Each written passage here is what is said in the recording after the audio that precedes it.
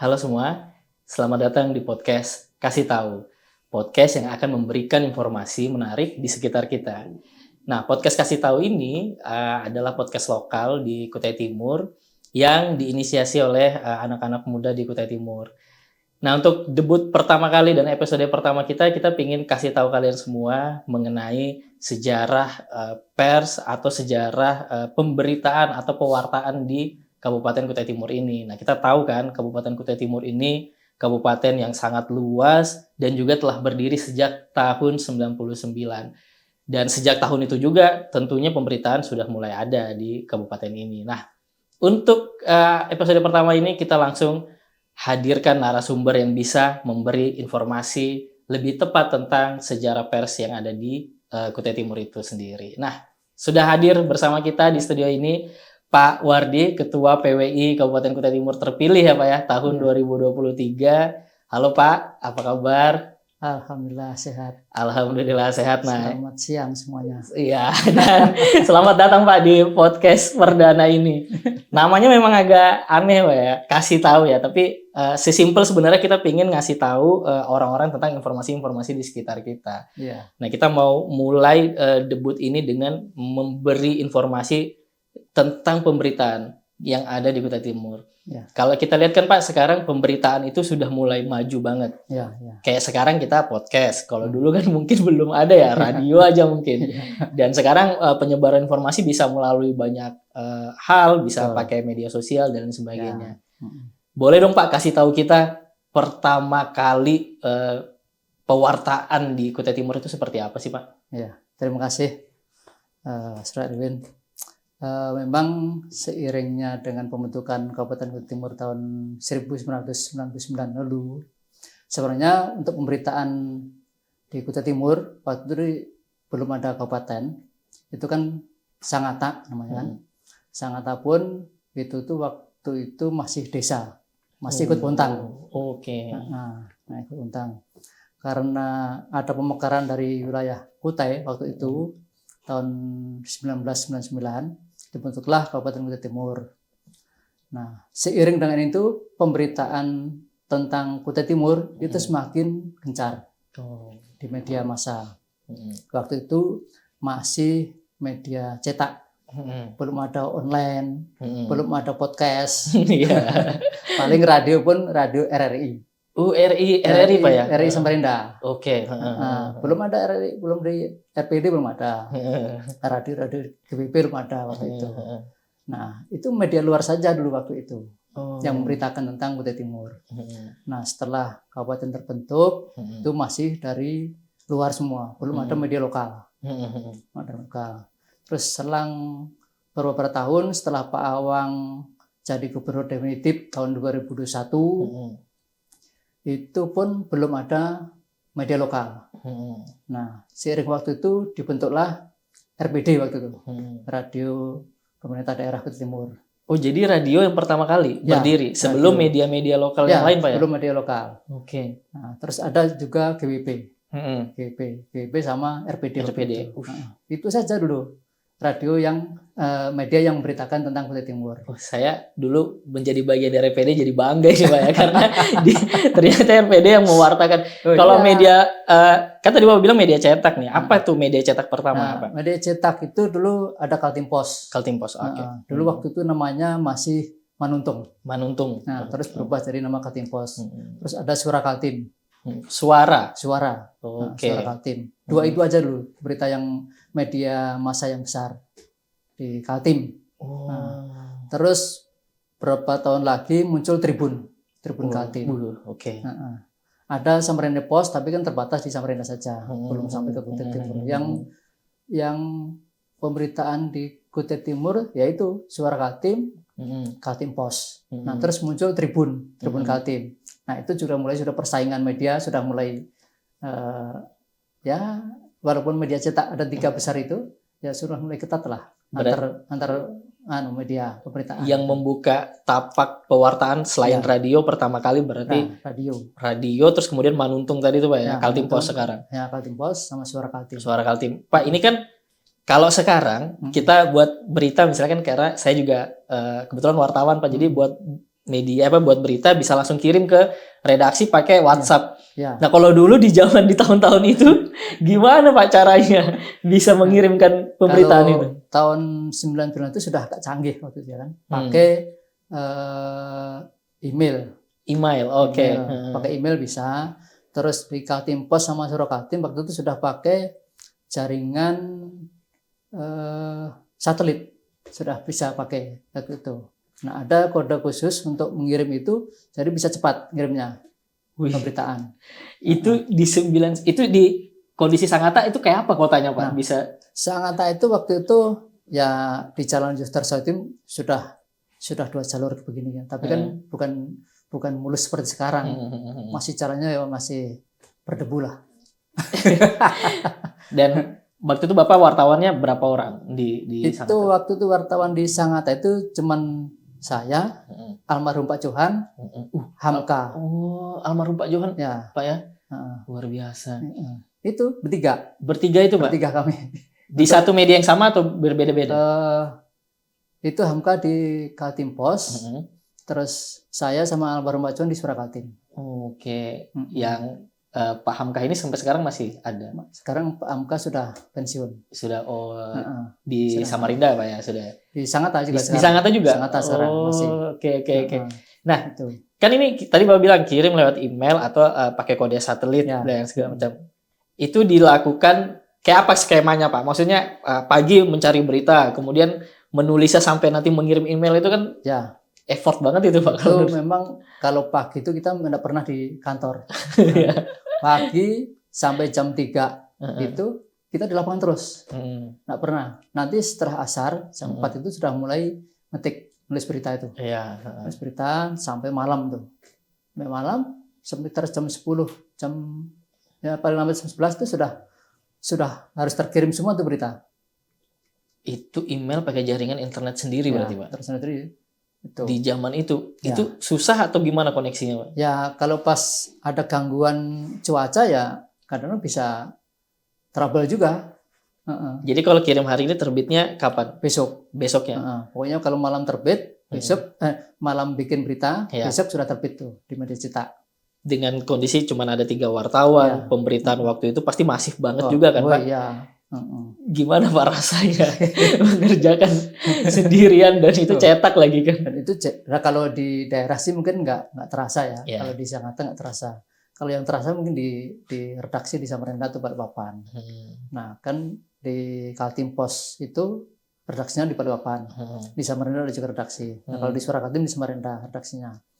Nah kalau di redaksi di sana itu sampai tengah malam tuh harus dijagai sampai nak cetak. Sampai jam 2 tuh dijagai terus. Nah kalau di Sangatta masih mending enak gitu. Enggak begitu. Kalau sudah ngirim berita ya bisa tidur. Gitu. Enak ya Pak ya. Dan waktu itu kita wartawan belum ada organisasi yang lain. Di Sangatta belum ada organisasi pers, belum ada waktu itu. Nah itu kita masih seperti leluasa lah. Disegani orang wartawan waktu itu tahun 90-an itu. Tapi ini berasal dari mana nih ketiga wartawan yang mulai pertama ini dari Samarinda atau memang dari Samarinda? Berarti penugasan ke Sangatta ini Pak? Ya kebetulan pindah di sini ya penugasan di sini cari berita di sini juga. Luar biasa. Pengalaman yang paling Bapak ingat di masa-masa itu untuk memberitakan Sangatta ini? Itu terkait waktu itu tahun 2003 kah 2005 kalau nggak salah. Itu waktu demo KPC 3 bulan. Wah itu luar biasa itu. 3 bulan mogok itu Pak ya? Ya 3 bulan karyawan KPC mogok. Pemberitaan luar biasa itu. Jadi andalan waktu itu pemberitaan di KPC itu. Saya sempat ditelepon redaktur Radio El Sinta Jakarta. Jadi live waktu itu saya. Di 2003 Pak? Antara 2003-2005 kalau saya lupa tuh. 3 bulan mogok jadi pemberitaan nasional. Nasional tuh, internasional. Internasional malah ya Pak. Pemberitaan internasional. Luar biasa. Masih ingat peristiwa itu Pak? Waktu itu ada tuntutan apa gitu KPC itu. KPC mogok, pokoknya buruh itu mogok total itu waktu itu. Nggak ada aktivitas di KPC. Ekonomi di Sangatta mungkin bisa lumpuh itu waktu itu dikatakan tuh. Karyawan KPC kan mabuk semua, nggak ada yang kerja sebenarnya, termasuk karyawan kontraktor yang luar biasa gitu. Luar biasa. Oh.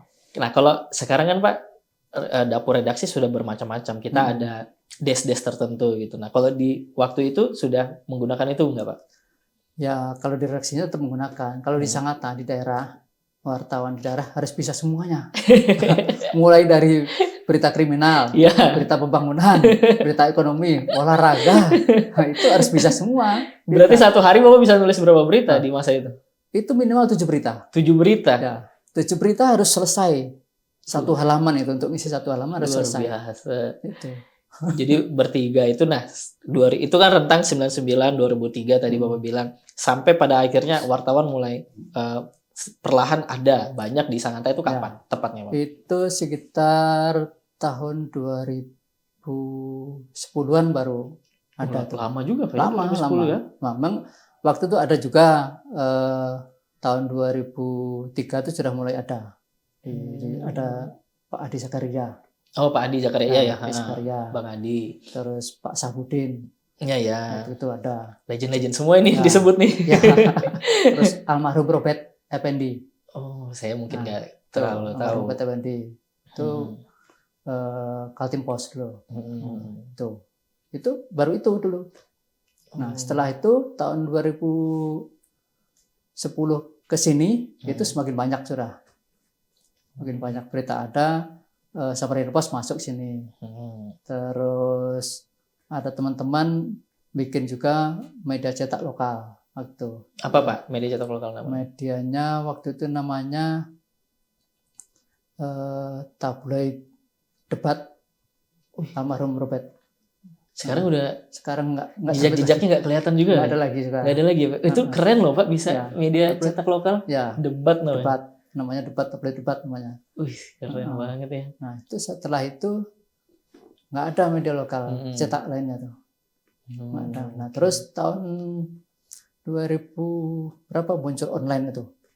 Kita 2012-an ya Pak. 2012-an itu baru muncul online. Apa yang pertama muncul di Sangatta ini apa Pak? Media online-nya yang kalau Bapak ingat? Online-nya itu Warta Kutim ya. Warta Kutim ya? Ya, punya Imran. Punya Bang Imran. Ya, itu pertama dia. Pelopor memang ya berarti Bang Imran ya. Warta Kutim. Bang Imran berarti nanti setelah ini kita bisa nih ngajak Bang Imran untuk podcast bareng kita nih. Pelopor media online pertama di Kutai Timur. Itu Warta Kutim pertama dia di media online di sini. Dia benar-benar mencoba dari pemberitaan online itu. Waktu itu kalau kita lihat di tahun 2012-2013 kan ya Android sudah ada ya, Android dan lain sebagainya. Facebook mungkin Pak ya, jadi media perantara penyebaran informasi itu Pak ya. Facebook sudah ada mungkin tapi belum begitu booming lah. Itu.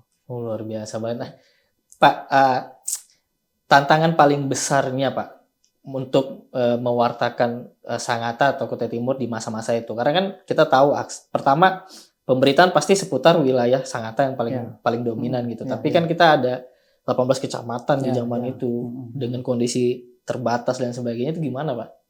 Menjangkau itu semua. Memang kalau untuk menjangkau semua wilayah Kutai Timur itu berat memang. Karena waktu itu jalan ke Waho saja itu masih jalan tanah. Kecamatan-kecamatan masih jalan tanah semua tuh. Jadi kita kalau mau ke sana ya kita ikut momen kunjungan bupati. Ikut kunjungan bupati, kita nebeng-nebeng, itu pun sempat nginep di jalan juga. Nah, karena jalannya luar biasa, lumpur sampai segini. Di tengah jalan antara Wahu Sangatta itu dulu waktu itu. Luar biasa dulu. Wah, sekarang ini udah lumayan Pak. Wah, sekarang sudah seperti merdeka. Kalau jalanan lah. Berarti Bapak merasakan banget ya Pak ya? Oh, iya. Sejak tadi tuh di tahun 99 mewartakan Kutai Timur. Bahkan sampai sekarang Bapak masih aktif nulis juga kan? Masih aktif nulis di media online dan nah ini semangat ini yang sebenarnya sangat luar biasa sekali nih, harus kita tiru nih. Apalagi di posisi-posisi di mana Bapak itu terbatas. Saya tuh masih membayangkan sebenarnya di tahun-tahun itu ya, di tahun-tahun peralihan ke tahun 2000, 2003 Bapak bilang tadi, mengejar deadline, menulis di situasi itu. Bahkan dulu kayaknya kita masih kalau lampu tuh mati hidupnya Pak ya. Maksudnya masih bergilir kayak gitu ya. Masih bergilir dulu waktu itu. Nah, makanya kalau kita mau tahu itu lampu mati atau kita masih kita harus ada di kantor kebetulan waktu ada genset. Jadi aman lah. Nah, kalau nggak ada genset, kalau pas waktu mendadak mati lampu, nah itu yang kalang kabut tuh. Sampai nanti nunggu mati lampu mati jam 2 malam baru ngirim lagi. Nggak bisa kalau kita nunggu itu. Kalau kita ditunggu di redaksi Balikpapan kan. Nah, kita makanya waktu nyediakan genset untuk antisipasi kalau mati lampu. Nah, dan sering itu mati lampu. Seperti itu. Kita nggak bisa juga nyalakan ngomel-ngomel PLN, nggak jadi solusi juga. Iya. Kalau kantor di mana dulu Pak? Nah, kantor dulu Kaltimpos itu kan pindah-pindah kontrak kan waktu itu kan. Sempat di Jalan Sudarso 1. Terus pindah di APT Pranoto, nyewa dulu. Nah, terus pindah ke Geser juga masih di APT Pranoto, situ juga. Yang dulu bekas terminal tuh ya Pak ya? Sempat APT Pranoto jadi terminal ya kalau nggak salah di zaman itu. Terminal bis. Oh, itu kan Karya Hitam tuh. Oh iya Karya Hitam ya. Ke APT Pranoto yang antar pos lurus. Oh iya. Ya, benar-benar. Jadi di situ Kaltimpos ya Pak. Ya, dulu. Sekarang kan balik lagi kayaknya di daerah situ. Situ dulu. Jadi memang itu yang pertama media cetak pertama. Iya. Dan kalau berarti radio dulu masih sangat di. Nah, radio dulu RPD itu di atas gunung di tanahnya Pak Abdal tuh. Sebelah kantor Bupati lama, sebelah kantor DPRD di situ. Ini apa? Dulu kita punya TV Kutim kan Pak? Ya, TV Kutim. Iya, di daerah situ berarti. Nah, TV Kutim itu waktu itu kan ada MTQ tingkat provinsi Kaltim itu tuh. Nah, waktu masih sekarang di STQ yang sekarang kumuh. Dulu itu lapangan bola tuh. Lapangan bola tuh. Nah, MTQ dipusatkan di situ loh. Terus Pak Awang waktu itu sebagai bupati minta TV Kutim dihidupkan, bikin TV. Pak Awang pertama. Minta TV sama radio Nah, walaupun terseok-seok, TV Kutim ya jalan juga, tapi untuk pemberitaan di seputar Sangatta saja itu TV Kutim. Siapa Pak reporternya pertama? Waktu itu saya kurang paham juga. Kalau tidak salah itu tuh Mbak Yani loh kalau tidak salah. Ada sekarang di Humas kalau tidak salah itu. Kalau ini penyiar radionya? Penyiar radionya dulu ada Alfian, ada Erin kalau tidak salah itu. Terus ada dari Tenggarong tuh saya lupa namanya. Itu ada tuh. Nah, Pak ini kan saya anggap di tahun itu nggak terlalu tertinggal lah kita Pak. Tapi kan tetap perlu ada yang namanya peningkatan sumber daya manusia dong pastinya. Belajar bagaimana broadcasting atau menulis dan sebagainya. Dengan akses menuju Sangatta yang susah, itu dari mana? Informasi-informasi pengetahuan itu bisa didapat wartawan Sangatta Pak? Nah, itu sebatas baca-baca saja, literasi sendiri. Belum ada kan waktu internet belum begitu booming seperti sekarang kan. Walaupun ada juga internet, tapi kan terbatas waktu itu. Nggak seperti sekarang Google sudah canggih. Nah, dulu belum seperti itu. Kita masih kesulitan juga mencari informasi luar itu seperti itu. Jadi benar-benar belajar mandiri Pak ya? Itu kebanyakan radio waktu itu kita modal nekat saja waktu itu. Modal nekat waktu radio. Modal nekat ya. Pokoknya sedia kemampunya seperti itu ya segitulah. Otodidak. Nah, otodidak semua itu teman-teman itu. Nah, saya juga melihat tuh, aduh kasihan juga. Otodidak, tapi sekarang udah berbeda banget ya Pak ya. Maksudnya kita bisa belajar dari Pak Wardi banyak hal, pengalaman. Saya dulu ingat waktu pertama awal-awal saya mencoba masuk di dunia wartawan Pak. Tapi waktu itu saya masih nyiar, jadi penyiar di RPD. Nah, jadi saya ketemu ini Wahyu Naam di RPD. Saya belum pernah tahu Pak Wardi. Saya belum pernah tahu nama Pak Wardi, tapi Wahyu Naam udah cerita. Entah Wahyu atau siapa gitu aku lupa, dia cerita bahwa legendnya wartawan di Kutim itu namanya Pak Wardi. Pak Wardi itu katanya acara baru dimulai katanya, setengah berjalan berita sudah tahu nih arahnya kemana, mau naiknya kemana. Bahkan katanya Pak Wardi lagi naik haji masih ngirim berita katanya. Itu sampai saya itu nggak tahu Pak, Bapak itu siapa Pak Wardi ini apa segala macam, tapi sudah diceritain kayak gitu tuh, jadi kayak itu ngeri banget. Itu gimana sih Pak? Kayak orang sampai bilang Pak Wardi biar naik haji aja masih ngirim berita. Nah, itu kan karena kita sudah terbiasa nulis, walaupun kita dimanapun, itu insting sebagai jurnalis itu tetap ada. Walaupun saya lama nggak nulis, itu kalau lihat-lihat hal-hal yang tidak enak, terus yang itu perlu diberitakan, wah insting saya itu langsung muncul, gitu. Nah, seperti itu. Sama naik haji itu kan saya lihat-lihat yang aneh-aneh itu pasti saya nulis gitu. Walaupun tidak tiap hari kan. Itu pasti saya nulis walaupun pakai HP kan. Iya. Nah, kalau nulis masalah peristiwa belum selesai, kalau masalah acara-acara seremonial, wah itu kalau seperti itu memang kalau yang sudah lama lebih mudah lah. Udah tahu triknya Pak ya. Luar biasa. Karena kita kan sudah tahu misalnya acara seremonial acaranya seperti ini. Yang penting kita sudah punya rundown acara. Nah, rundown acara gampang itu nulis berita. Waktu kita misalnya kita meliput berita olahraga, sepak bola itu.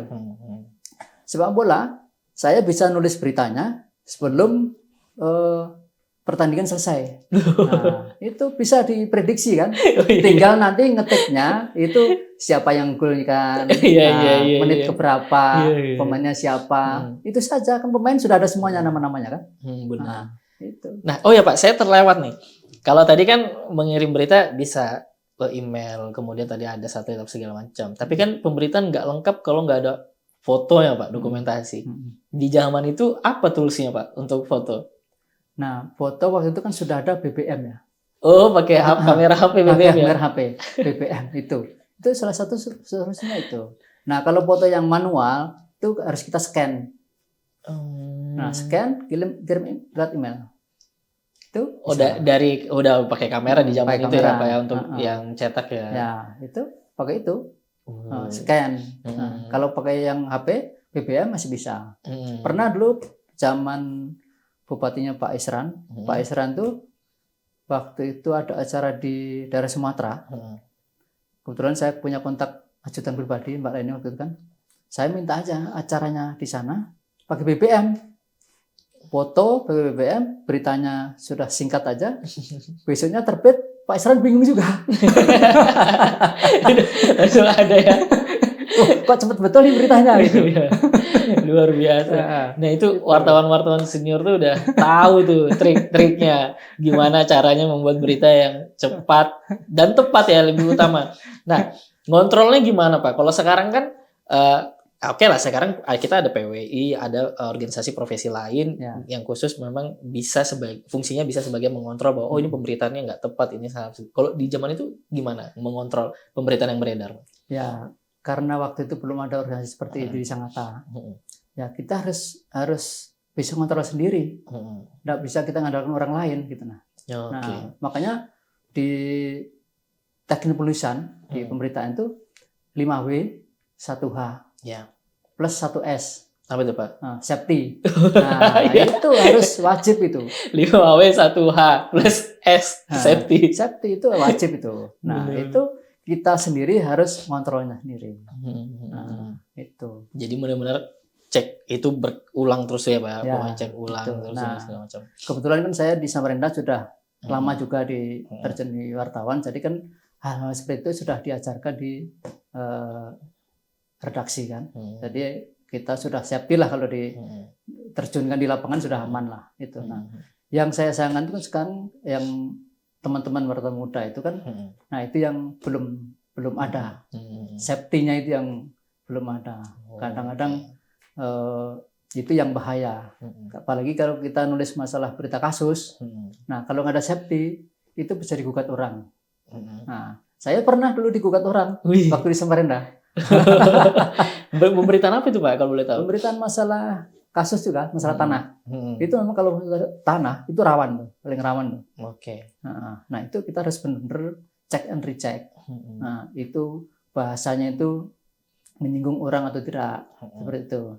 Nah, kalau di Kompas itu untuk menerbitkan berita itu banyak melalui tahapan-tahapan, mulai dari reporter, mulai dari redaktur, terus nanti mulai penyunting bahasa, itu ada semuanya. Kalau yang berita-berita besar seperti Tempo, Kompas itu ada semua seperti itu. Nah, menarik banget ya, kita udah ngobrol sejauh ini, tapi aku masih coba membayangkan situasinya sebenarnya, Pak. Seperti misalnya, sebenarnya aku mau lebih jauh nanti kita ngulik ke organisasi misalnya sampai terbentuk organisasi wartawan. Tapi aku mau yang detail-detailnya dulu deh, yang kayak detail-detail kecil yang saya sebagai wartawan pasti membayangkan itu. Contoh misalnya kalau sekarang mau wawancara bupati katakan misalnya atau wakil bupati kan udah ramai tuh dikerumbunin terus ini. Kalau dulu kan wartawan nggak sebanyak itu. Itu model wawancaranya bisa ngobrol aja nggak tuh? Nggak usah pakai todong-todong kondisi zaman itu, Pak. Oh, kalau waktu itu wawancara bupati itu justru lebih enak. Lebih enak gitu. Kita bisa ngobrol begini kan di ruangannya gitu. Kan nggak banyak orang kan. Wartawan kan cuman bisa dihitung. Bisa dihitung. Nah, itu lebih enak itu waktu itu. Pak Awang. Dan waktu itu saya semua bupati mulai dari Pak Awang, Pak Mahyudin, Pak Isran, Pak Ismu, Pak Ardiansyah sekarang, itu paling enak tuh diwawancari Pak Awang. Paling enak ya. Apa ini yang membedakan nih? Nah, kalau wawancara Pak Awang itu kita tanya satu pertanyaan, Pak Awang menjawab bisa lima jawaban sudah kita bisa jadi 5 berita itu. Kita tanya satu, Pak Awang jawabnya bisa jadi 5 berita.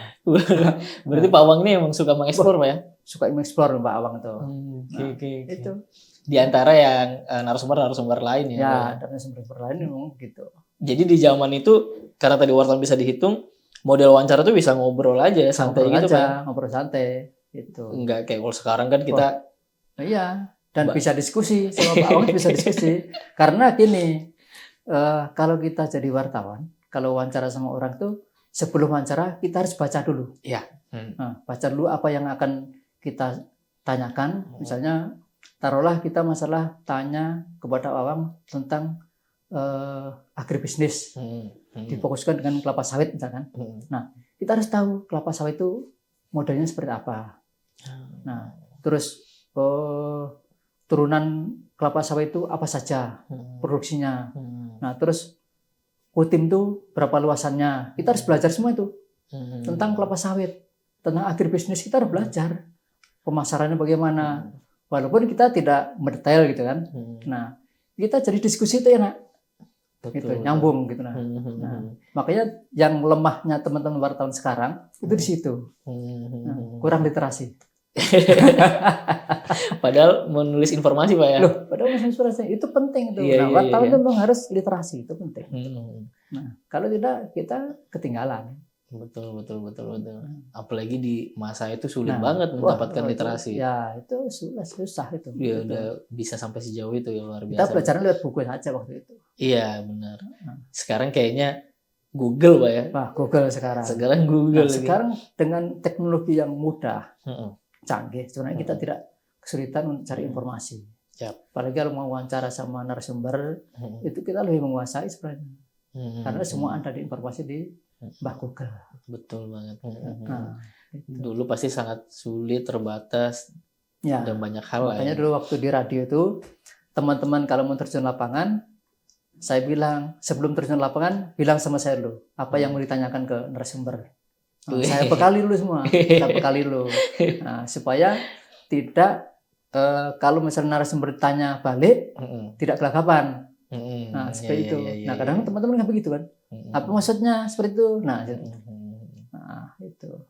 Berarti di masa Pak Awang ya, Bapak kan merasakan semua kepemimpinan nih, karena melihat potret Kutai Timur dari Bapak pertama kali mewartakan sampai kemudian sekarang masih di zaman-zaman Kutai Timur juga terbatas. Saya dulu kantor bupati kan bukan yang sekarang ini ya, Pak ya, yang di Soekarno-Hatta di situ.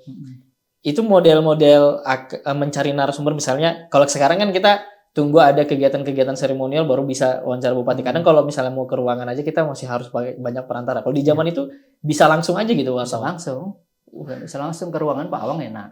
Enak Pak ya. Tinggal ngomong sama ajudan, kalau dari wartawan pasti diterima. Iya.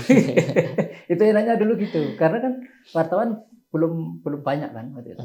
Enak. Oke. Dan Bapak biasanya liputan sama yang tadi 3 itu, Pak almarhum Pak Johan. Pisah-pisah. Pisah-pisah Pak. Pisah-pisah. Ketemu di lapangan terus tapi. Ya, temulah. Nulis bareng. Ya. Oke. Jadi saya pertama Manuntung, Kaltim Pos, Suara Kaltim dan Tribun. Ini Tribun ini udah lama juga ya Pak ternyata ya. Termasuk lama lah. Termasuk lama. Berarti Bapak melihat perjalanan 3 media besar ini di sama Samarinda Pos di Kutai Timur termasuk di Kalimantan lah Pak ya. Bapak melihat sekarang. Tapi kan sekarang mereka juga sudah mulai mulai redup sekarang. saya tadi mau bilang kalau mereka sekarang sudah merambah ke yang lebih jauh sekarang tidak bisa dibungkir gitu kan. Bisa dibungkir Pak ya. Nah, Oplah pun sekarang turun jauh dibanding dulu. Dulu misalnya Kaltim Pos itu bisa 60.000 misalnya kan. Nah, mungkin sekarang bisa paling ribuan saja. Nggak sampai 10.000. Itu pun bisa mekap-mekap juga sekarang. Rata-rata di media cetak di Indonesia sekarang. Dulu cetak di Samarinda Pak? Cetak korannya? Cetak di kalau Suara Kaltim di Samarinda, kalau Kaltim Pos di Balikpapan. Nyampe ke Sangattanya berapa lama? Koran-koran itu kan kebetulan di KPC ada pesawat. Nah, Kaltim Pos dititipkan pesawat pagi KPC, jam 7 itu cerah. Jam 8 sudah sampai di sini. Jam 8 pagi. Berarti eksklusif juga koran itu Pak ya. Informasi bisa sampai ke Sangatta itu guys pakai pesawat. Bukan pesawat internet, bukan pesawat nyata. Pesawat beneran pesawat. Terus diambil di Tanjung Bara, terus baru kemudian diedarkan. Dulu kalau nggak salah saya masih ingat, saya masih kecil di Sangatta, warung-warung dulu tuh ini juga Pak, jual koran digantung gitu.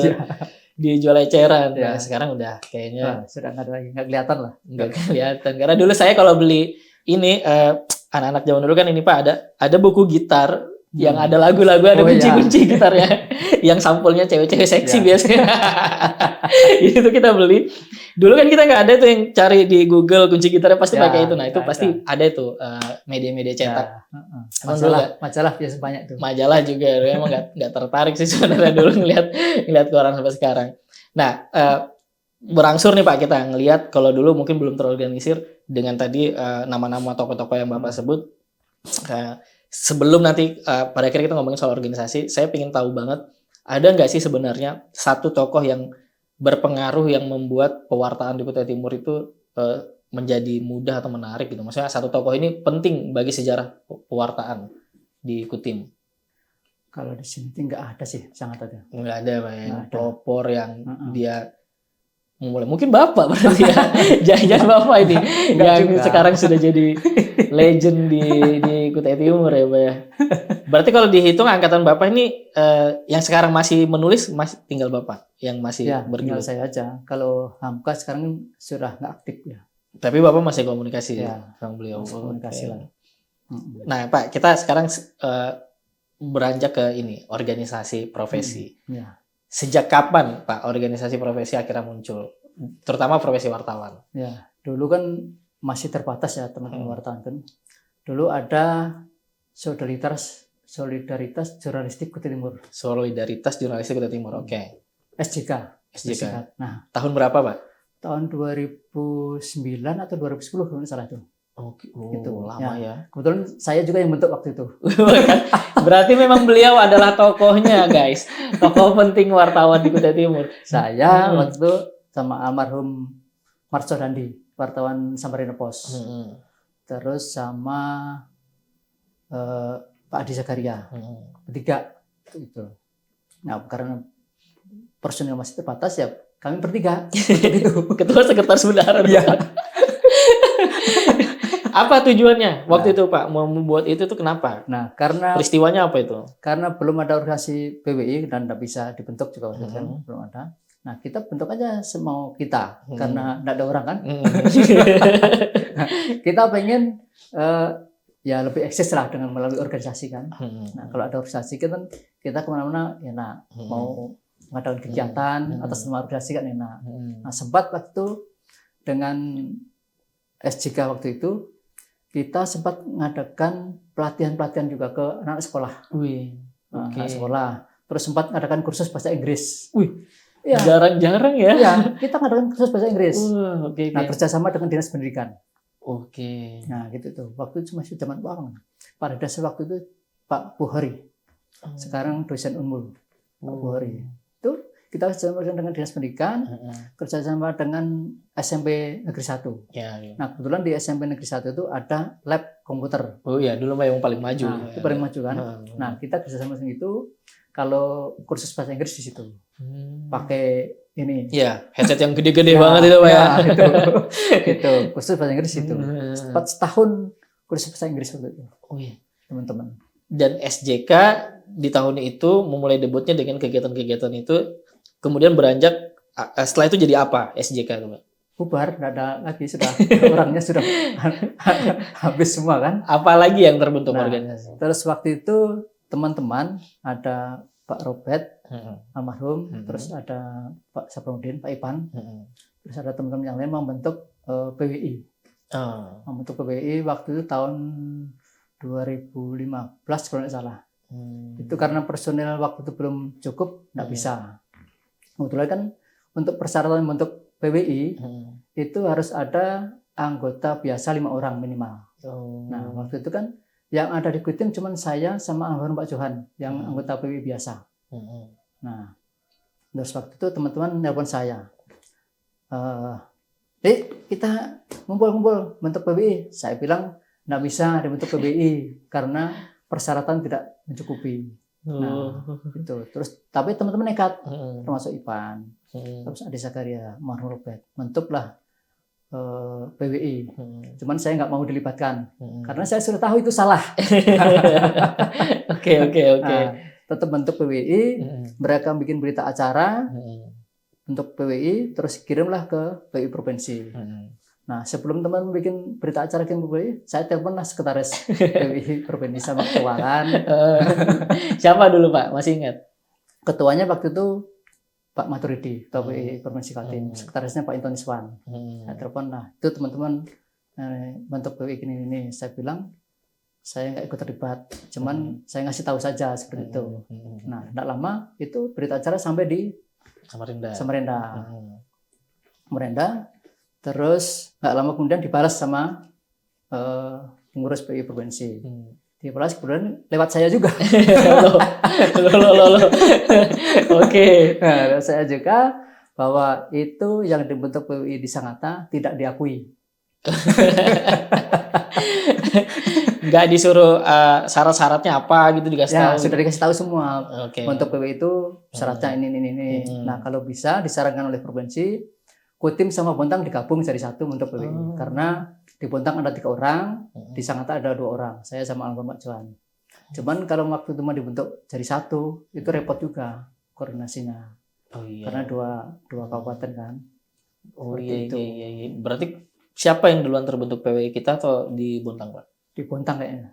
Malah Bontang duluan ya Pak ya? Di Bontang lebih dulu. Karena kan mereka lebih banyak anggotanya, anggota biasa. Jadi pasca akhirnya nggak bisa buat PWI, ini apa nih? Sudah terkumpul nih orang-orangnya. Akhirnya membuat apa? Nah, mereka begitu saja. Nggak ada bentuk organisasinya. Nah, terus nggak lama kemudian saya dengar ada AJKT. Akhirnya tahun 2017 PWI terbentuklah. Waktu itu saya yang dikasih mandat. 2017 Pak ya? Nah, 2017. Saya dikasih mandat dari provinsi untuk bentuk di Sangatta. Karena wartawan udah banyak tuh. Nah, kebetulan kan teman-teman wartawan sudah ada.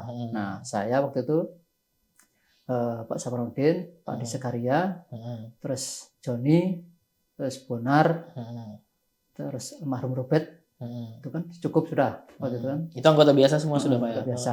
Nah, terus dibentuklah pengurus. Nah, saya main tunjuk aja karena saya dikasih mandat kan. Ketua Joni, sekretaris Saprudin, Irfan, waktu itu Siwo, Bendahara, Irfan. Nah, itu aja sudah. Yang lainnya secukupnya, kasih seksi-seksi yang lain. Yang penting ketua, sekretaris, bendahara. Berarti Bang Irfan, Bang Bonar lah. Waktu itu pasti masih muda banget ya.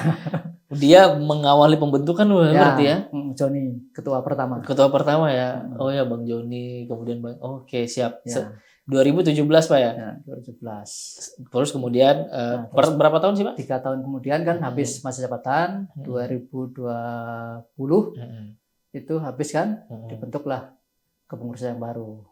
Terus pemilihan, dari pemilihan. Waktu itu sudah lebih banyak yang milih, waktu itu sekitar 11 untuk milih ketua yang baru, yang 2 kalinya. Waktu itu pemilihan di Aula Kesbangpol, pinjam aula di sana untuk pemilihan ketua PWI yang kedua. Pilihlah Ibnu. Bang Ibnu. Saya kebetulan waktu itu di amanah untuk jadi sekretaris. Akhirnya Bapak masuk lah di kepengurusan itu ya. Jadi sekretaris. Itu. Sampai ini yang ketiga di 2023. Jadi baru dari 2017 sampai 2023 baru 3 kali ya Pak? Ya, baru 3 kali sekarang. Baru 3 kali kongres. Berarti memang masih muda ya Pak ya? Kalau bisa dibilang. Kalau organisasi di PPI masih baru 3 tahun. Baru 3 tahun. Masih muda banget Pak ya? Masih belum bisa jalan. Kalau Pak Haji kan. Tapi kan kemarin sudah Porwada. Kita akan membahas Porwada dengan karena terpaksa kita Porwada ikut. Bukan saya yang ngomong ya. Buat abang-abangku yang nonton podcast ini, atlet-atlet Porwada PWI Kutai Timur, kita tetap juara di hati masyarakat, oke? Di masyarakat. Kita harus berbangga karena kita dilepas oleh Bupati, kepala daerah loh.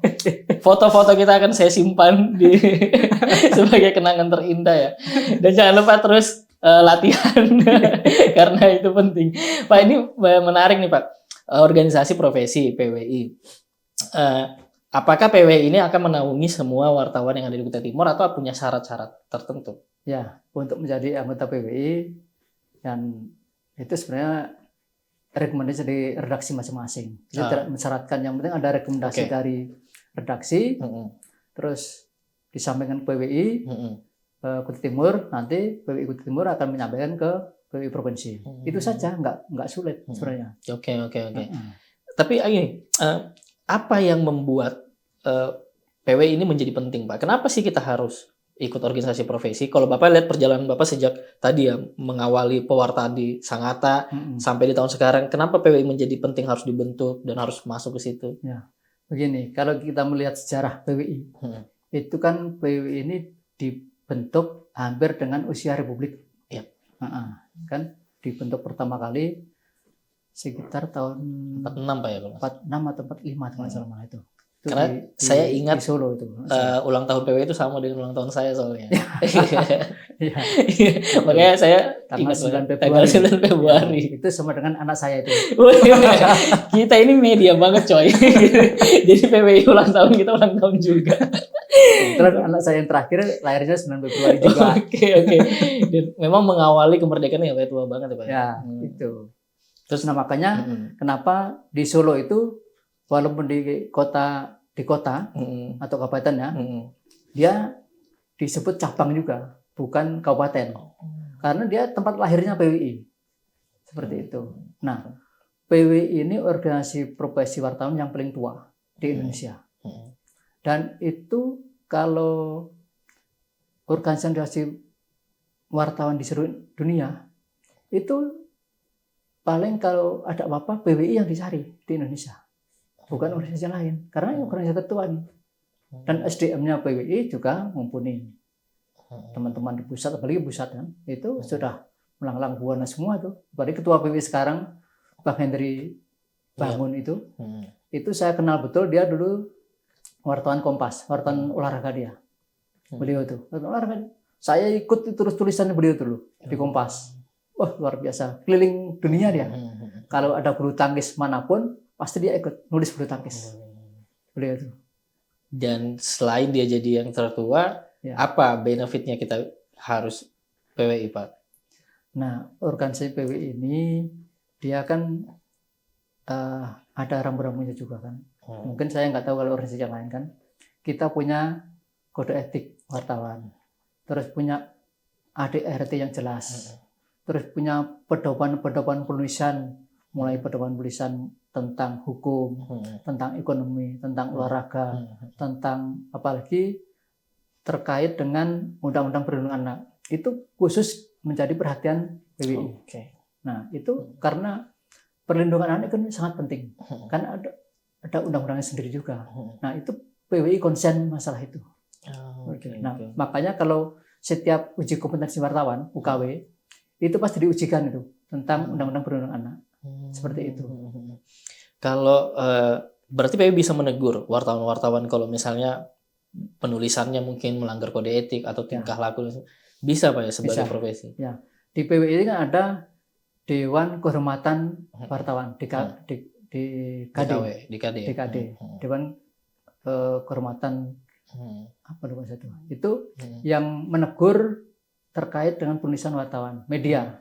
Itu kalau di Provinsi ada DKD, itu yang menegur teman-teman wartawan kalau ada dia melanggar etik, melanggar penulisan yang tidak baik, itu DKD wajib menegur. Nah, kalau di pusat itu ada Dewan Pers. Nah, Dewan Pers itu menyelesaikan sengketa tentang pers misalkan. Nah, kalau misalnya ada sengketa masalah hukum terkait penulisan, itu harus diselesaikan lewat Dewan Pers. Nah, kalau medianya itu tidak memenuhi Undang-Undang 40 tahun 99 tentang pers, itu bisa dikenakan Undang-Undang ITE. Sekarang itu. Ya, oke. Nah, itu. Ada perlindungan hukum juga nggak untuk anggota? Nah, kebetulan di PWI itu ada, di PWI Pusat ada Wakil Ketua Bidang Pemberdayaan Wartawan. Di provinsi juga ada. Cuman di kabupaten kota yang tidak ada. Tapi kalau kabupaten walaupun tidak ada, kalau ada masalah hukum pasti di pembelaan wartawan di provinsi pasti aku turun tangan membela gitu. Kalau ada kasus-kasus seperti itu. Kalau menyangkut sepanjang menyangkut malah jurnalistik, pemberitaan, itu pasti dibela. Itu poinnya Pak ya. Jadi kita juga merasa aman, wartawan bekerja di lapangan dan lain sebagainya. Dari sisi kode etik juga kita dikontrol, kemudian juga kita dilindungi. Nah, ini yang penting dan menarik sih menurut saya. Di sesi akhir ini Pak, saya ingin Bapak kasih pesan mungkin kepada kita semua, terutama kan karena Bapak melihat tadi ya saya bilang gambaran mulai perjalanan wartawan ini sejak dulu, kemudian hingga sekarang. Sekarang kan kita ramai banget. Maksudnya saya wartawan-wartawan muda dan teman-teman saya ini kan kalau Bapak ke lapangan pasti Bapak lihat kami itu kayak semut Pak. Makanya kalau ada narasumber kami langsung nyergap. Tapi juga sekarang perkembangan zaman juga Pak ya. Maksudnya informasi itu seliweran apa segala macam. Kami juga kadang-kadang kalau nulis berita itu di satu tempat yang sama segala macam, tukar-tukar informasi. Nah, melihat itu semua apa Pak pesan yang untuk kami lah yang sekarang sedang menjalani profesi wartawan ini gitu Pak. Mungkin kami nggak se-struggle Bapak dulu, sesusah Bapak dulu untuk menulis. Sekarang kami tuh penuh kemudahan lah kalau dibilang. Nah, apa Pak pesannya? Ya, sebenarnya dengan kemudahan seperti itu kan kita lebih enak kan dengan teknologi canggih. Apalagi sekarang ada teknologi auto text kan. Nah, merekam bisa langsung keluar tulisan. Keluar teks, iya benar. Kita tidak sulit. Iya. Kalau dulu nulis catat Pak ya? Kalau dulu nulis catat dulu. Itu lebih mudah. Nah, cuman kelemahannya di situ ada beberapa kalimat yang tidak bisa tertulis dengan baik kan. Kadang-kadang kalimatnya tidak misalnya kalimat yang disampaikan narasumber tidak bisa tertulis dengan baik mungkin di istilahnya di auto text itu tidak nyambung mungkin ya. Nah, seperti itu kelemahannya di situ juga. Nah, dengan seperti itu kita harus sebenarnya nyatat itu lebih penting. Nyatat. Nah, kalau nyatat itu kita bisa lihat lagi nanti kalau kita lupa. Ya kan? Nyatat itu penting. Nah, kalau misalnya mau ketik lagi, apa yang direkam tadi mungkin tertinggal, tidak jelas suaranya, catatan pasti ada. Seperti itu. Nah, itu sebenarnya lebih penting catatan daripada merekam. Nah, kalau merekam, kalau tidak auto text tadi, kita dengar suara, kita masih dengarkan lagi, pusing lagi. Nah, gitu. Lebih baik kita catat, dan kita tetap ingat. Kalau dicatat, pasti ingat. Gitu. Seperti itu. Jadi, nah, kalau zaman dulu lagi, masih pakai steno. Apa itu Pak? Steno tulisan mungkin ya kalau sekarang nggak terkenal lagi ya. Terus steno itu misalnya kita menulis kalimat kami gitu, bahkan pakai coret gini aja sudah. Oh, oke. Tanda-tanda gitu. Ya, Maksudnya simbol-simbol itu, Pak ya? simbol-simbol itu, steno Oke, itu. oke. Saya masih sekolah dulu steno itu. Kayak kalau misalnya menulis untuk itu Ya. sama garing kayak gini, Nah, itu. atau yang tanda simbol-simbol lain. Nah, seperti itu. Oke. Nah, itu penting juga sih, Pak. Nah, Sekarang emang mudah banget ya pakai ngerekam jadi Ya. teks. Sekarang gitu, apalagi sekarang kan ini artificial intelligence, ChatGPT, apa segala itu. macam. Itu waduh, memudahkan sekali sekarang itu. Dan itu membuat teman wartawan itu lengah juga. Nah, itu kurangnya literasi di situ. Oke. Nah, itu cuma mengandalkan situ saja. Kita tidak punya referensi bahan yang lain. Nah, itu kelemahan di teman-teman. Pak, terakhir Pak, apa yang paling membedakan pemberitaan di masa Bapak dulu sama pemberitaan sekarang? Kalau Bapak baca sekarang, lihat gaya kita menulis, informasi yang kita sajikan, menurut Bapak apa yang paling membedakan, Pak? Ya, sekarang kan informasi kan teman-teman itu cuma satu sumber saja kebanyakan tuh penulisannya. Nah, kalau dulu kalau satu sumber tuh di redaksi sana mungkin nggak diterima. Kita harus minimal 2 sumber, 3 sumber, apalagi menyangkut kasus. Kita harus konfirmasi, check and recheck. Itu check and recheck terus harus wajib itu bagi wartawan. Sampai sekarang harus begitu juga. Nggak bisa kita tinggalkan. Kalau misalnya kita satu sumber saja, terus itu menyangkut kasus, itu bisa digugat orang. Kalau misalnya sumber yang lain kemudian, wah ini dirugikan, itu bisa digugat orang. Seperti itu. Itu kelemahan teman-teman sekarang seperti itu. Oke. Jadi ini reminder buat kita semua ya guys ya, untuk teman-teman yang menjalankan profesi wartawan. Tadi ada pesan-pesan dari Pak Wardi, beliau sekarang Ketua PWI Kabupaten Kutai Timur yang akan menjabat sampai 3 tahun selanjutnya ya Pak ya. Nah mungkin nanti kegiatan-kegiatan PWI selanjutnya juga nanti akan bakal disampaikan juga, dan kalian bisa langsung cek media sosial PWI. Di Instagramnya ada PWI Kutai Timur, kemudian di Facebooknya juga ada PWI Kutai Timur. Kemarin kita baru aja berangkat Porwada, Pekan Olahraga Wartawan Daerah. Dia adalah jadi gini, kalau teman-teman punya cita-cita menjadi atlet dan terhalang, maka Porwada adalah tempat yang benar untuk meniti karir di bidang atlet.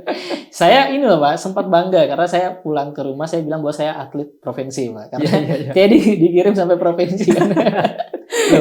Saya atlet nasional.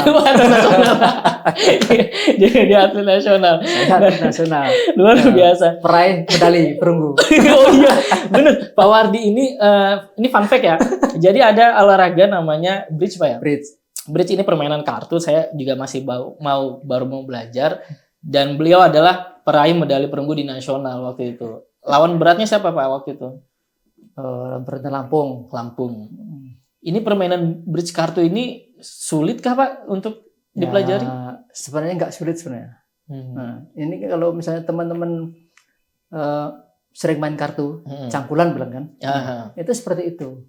Cuman yang perlu dipelajari tentang untuk menghitungnya kartu. Nah, kartu itu jumlahnya kan 54 kalau tidak salah itu. Nah, satu orang itu megang kartu 13. Nah, kalau 4 orang kan sekitar 54 kartu.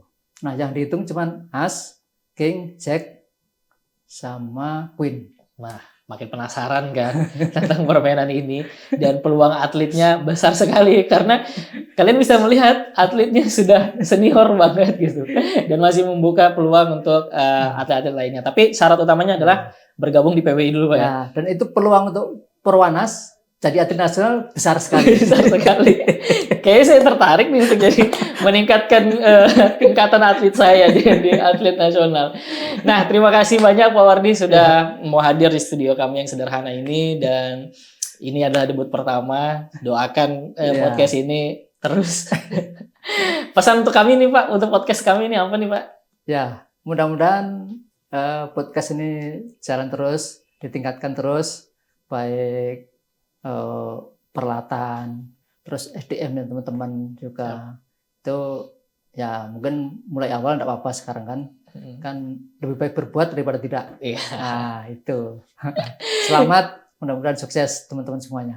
Oke, terima kasih Pak Wardi dan tetap pantengin channel kami di podcast Kasih Tahu. Kalau kalian suka sama podcast ini, jangan lupa like, comment, and subscribe. Dadah. Terima kasih. Assalamualaikum warahmatullahi wabarakatuh. Waalaikumsalam.